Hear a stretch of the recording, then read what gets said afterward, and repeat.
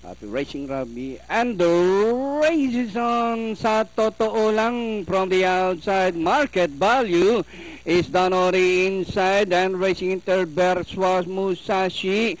Action Sailor, Danori inside, Eagle Swing and Len. Sa totoo lang by Anek, followed by market value by Darrell.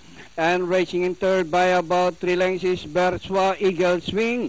Moving up in fourth by about 3 lengths alongside is Musashi, Action Sailor. Inside the last 600, sa totoo lang, market value is running by Darrell and Berswa. Is racing in third by about 3 lengths. And at a far turn, market value is now the leader. Sa totoo lang, drags back in second.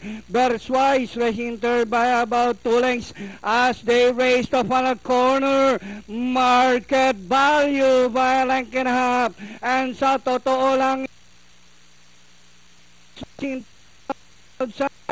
comes Action Sailor. Market value, Berswa is on the outside, but still market value by ahead, and Berswa is on the outside. It's not Berswa, market value, and finally Berswa. Market value, Action Sailor, sa totoo lang, Musashi.